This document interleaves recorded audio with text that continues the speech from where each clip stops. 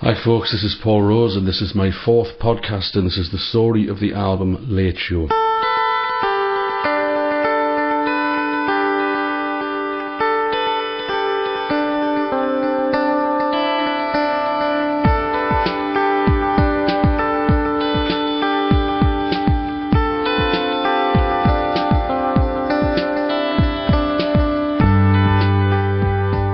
There was a small distribution company on the Northumbrian border in a town called Alston called Stone Premonitions, had released a CDR album called Introducing Paul Rose, and they were sending it around various different underground radio stations and magazines and so on and so forth, websites, and getting the music reviewed. And there was a company called High Note Music who got a copy of this CDR album, and they contacted me through Stone Premonitions and said that they wanted to release this album properly.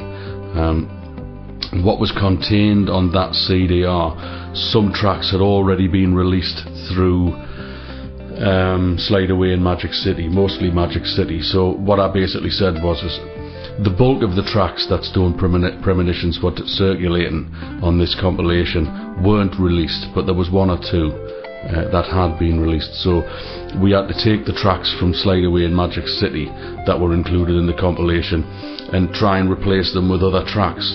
And so to cut a long story short, which I'm trying to do, what basically happened is because I don't like particularly to have an album that lasts more than 45 minutes. Any of you who've got me CDs may have noticed that 50 minutes is the limit. 45 minutes I think is the limit. 47 minutes, because otherwise it's just too much and people start skipping tracks. And so as much as I liked a lot of the tracks that didn't quite fit into Slide Away in Magic City, there wasn't, as far as I'm concerned, anything particularly wrong with these tracks, but I found that they didn't actually fit into those two albums. And this is where Stone Premonitions compiled these leftovers and put this thing out. And then High Note released it, and we called it Late Show.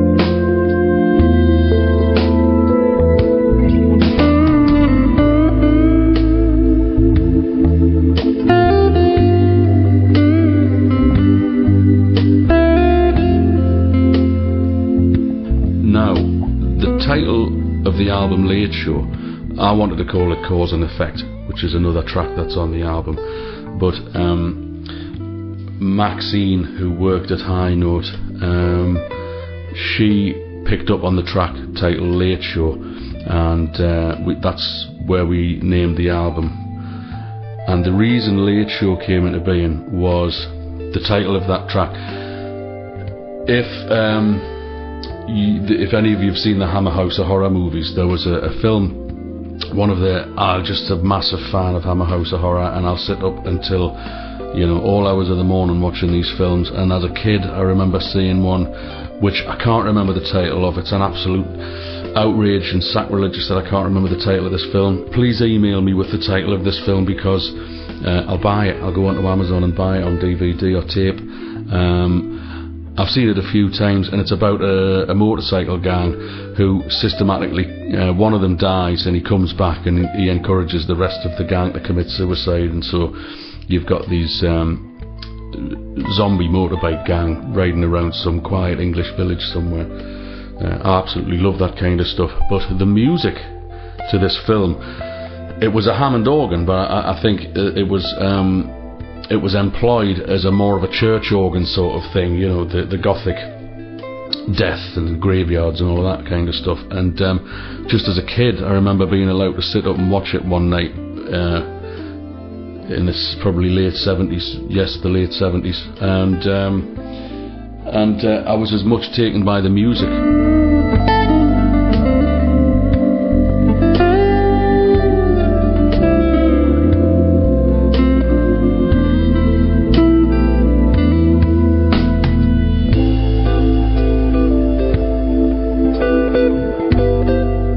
All of you musicians who use VST plugins and Sonic, all these different kinds of software instruments, there's a B4 and it's great Hammond organ, and so I sort of had this idea of doing something that had that kind of organ kind of feel, and I called it Late Show because this film's always on at 11 o'clock or midnight or 1 o'clock in the morning.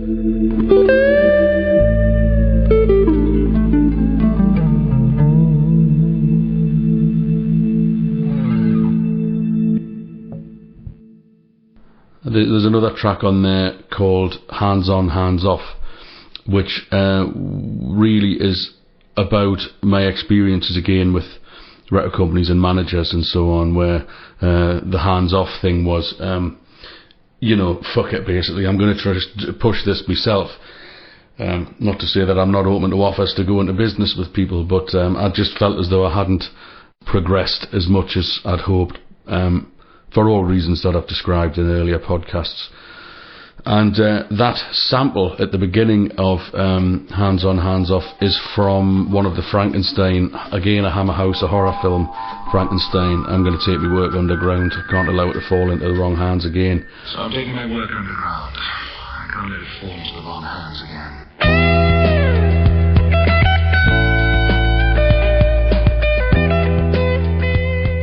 And I'm sorry if anybody from High Note Music has listened to this. I'm going to have to say this: the cover had absolutely nothing to do with the idea of Late Show, my idea of Late Show. But what's it to do with me? What do I know about my own ideas? And I don't have any copies of Late Show anymore. I think there's 2 on Guitar 9. If you go to the website, my website, I just reiterated, paulrose.co.uk. There's a link to Guitar 9, and at the time of this podcast being recorded now, which is Saturday the 17th of December 2005, they have 2 copies of the original Late Show.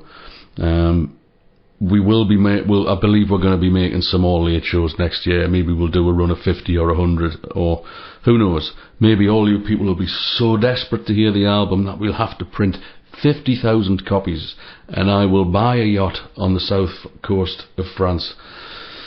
And but it was quite interesting listening to this and transferring the tracks over and lining them up and so on and so forth, because there's actually a couple of tracks on here that I'd forgotten all about.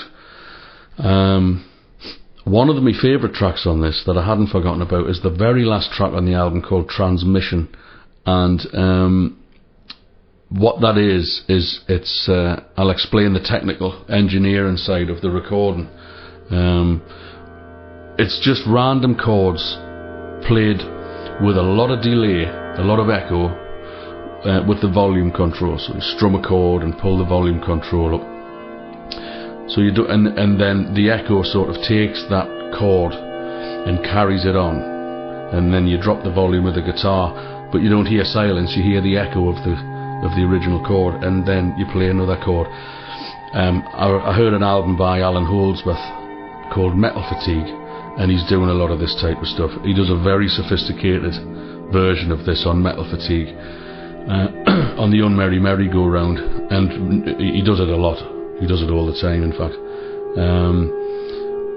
And then what I did was so I had that track. So you've got the actual chord swell with the tail end of the echo on it. So I reversed it. So the first thing you hear is the echo, followed by the chord swell, and then I put echo on that. So you've got the chord swell in the middle, and the first thing you hear is the echo of the reversed chord swell leading up to the chord swell. You get the chord swell, and then you've got the echo off that. So you don't really hear the joins, and you've got just these different chords, and it's quite symphonic. I listen I really love classical music. I love classical music, a lot of classical music, and I love symphonic stuff. I love Beethoven, specifically the third movement of Beethoven's Ninth Symphony, and various other things of that style. And I hope this is Nigel Tufnell talking about his love of classical music, Lick My Love Pump and all of that. But that's the fact that I really do love that kind of stuff.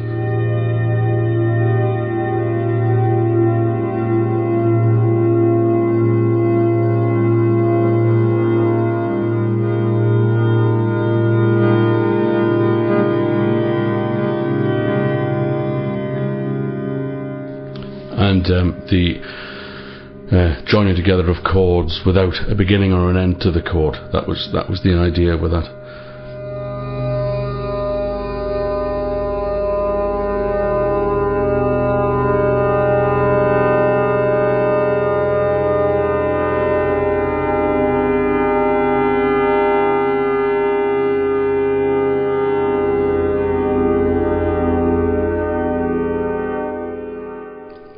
Right then, I think that just about wraps up part 1. See you next week, hopefully, for part 2.